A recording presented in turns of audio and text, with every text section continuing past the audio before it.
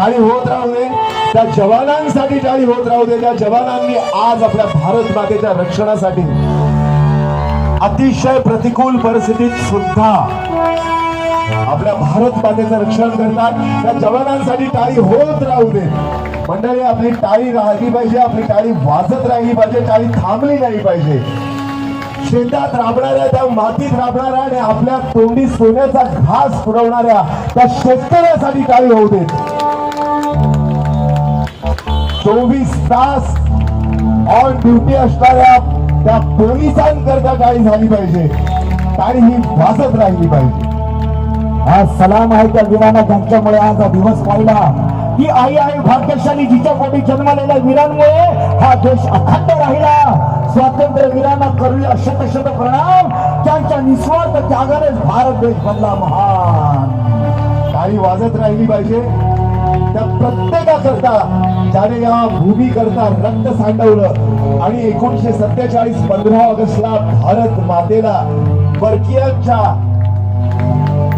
बाळगंडातून आपल्याला स्वातंत्र्य मिळवून दिलं, परकीयांच्या जोखडातून आपल्याला स्वातंत्र्य मिळवून दिलं. त्या स्वातंत्र्याचे चिरायू हो असं म्हणत आज कल्याण डोंबिवली महानगरपालिकेचे सन्माननीय आयुक्त गोयल साहेब यांच्या शुभ हस्ते आपण हा आजचा ध्वजारोहण सोहळा इथे साजरा करतोय.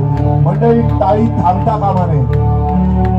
ही टाळी का थांबता कामा नये? कारण सतीश, तू बरोबर बोलतोयस.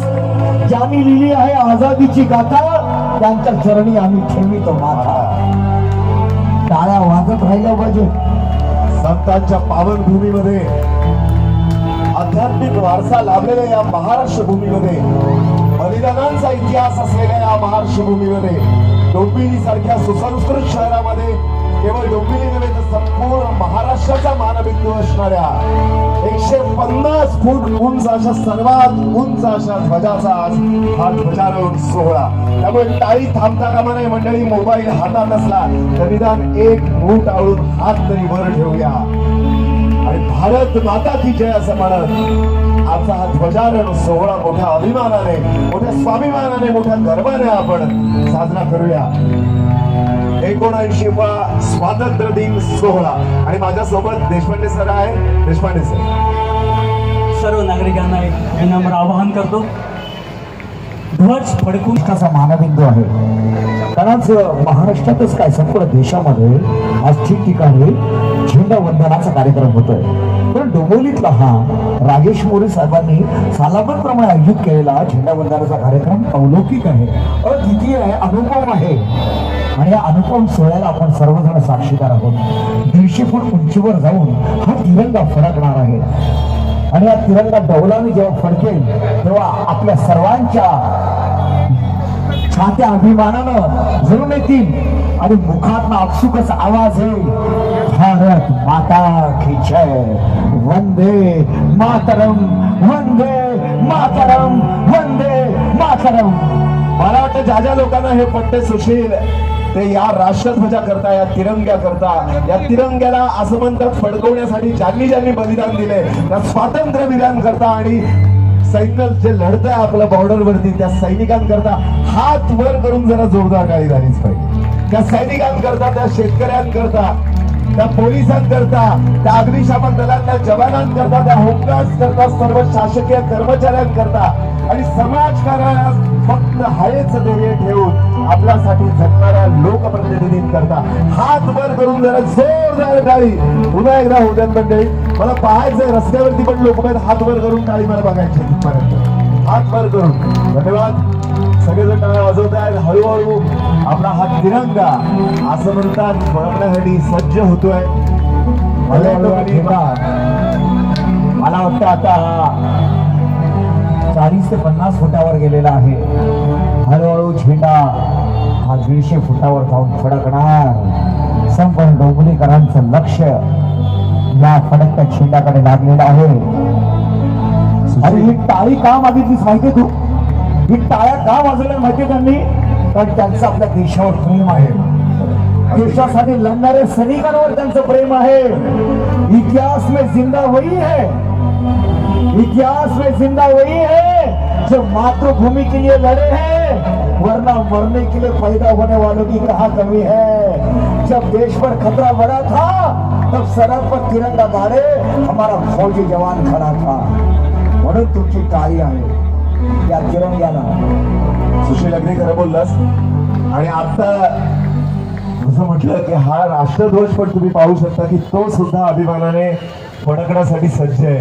वाऱ्याची झुळूक त्याला गरज नाहीये, कारण त्याच्यामध्ये सुद्धा या तिरंग्यात कुठेतरी अभिमान आहे. त्या तिरंग्याचा अभिमान आपल्या सर्वांना एवढ्यासाठीच आहे.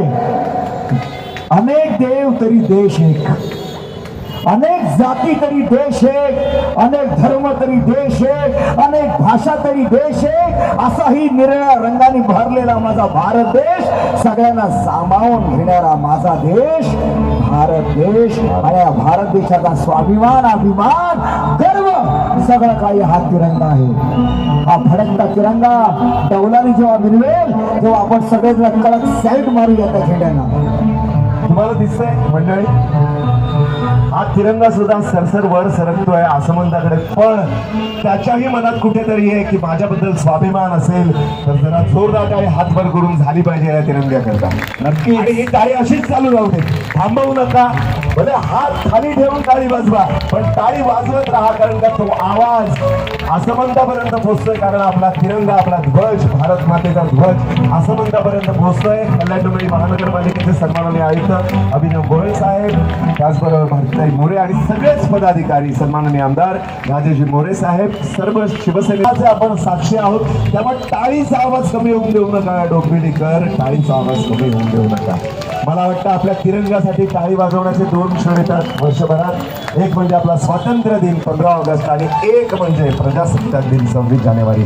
आणि डोंबिवलीतून हा मानबिंदू संपूर्ण राष्ट्रात त्याची बातमी होते, कारण सर्वात उंच राष्ट्रध्वज म्हणून ज्याची नोंद झाली आहे तो आपला डोंबिवलीतला हा राष्ट्रध्वज आपण फडकवतो आहोत. सगळ्यात मोठा राष्ट्रध्वज म्हणून ज्याची ओळख आहे तो राष्ट्रध्वज आपण फडकवतो आहोत. त्या डोंबिवलीकर टाळी झालीच पाहिजे, कारण हा आपल्या मानबिंदूचा, हा आपल्या स्वाभिमानाचा, आपल्या अभिमानाचा प्रश्न आहे. टाळी ही वाजत राहिली पाहिजे. सर्व प्रिंट मीडिया आणि इलेक्ट्रॉनिक मीडिया तुमची नोंद घेत आहेत, त्या सर्व पत्रकार बंधूंचे आभार.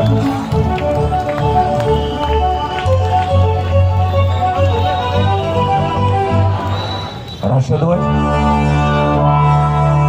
आपण राष्ट्रगीत आणि त्यानंतर राज्यगीत दोन्ही घेणार आहोत. आपण सावधान अवस्थेत आपण राहायचंय. परेड होणार आहे, राणे साहेब त्याचं लीड करणार आहेत. अग्निशामक दल.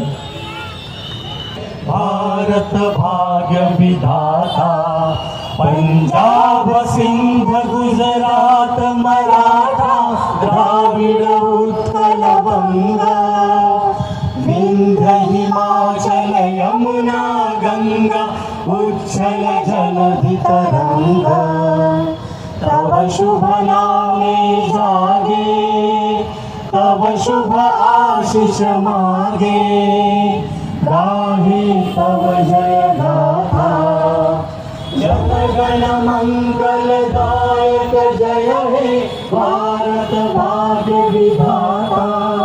जय हे, जय हे, जय हे.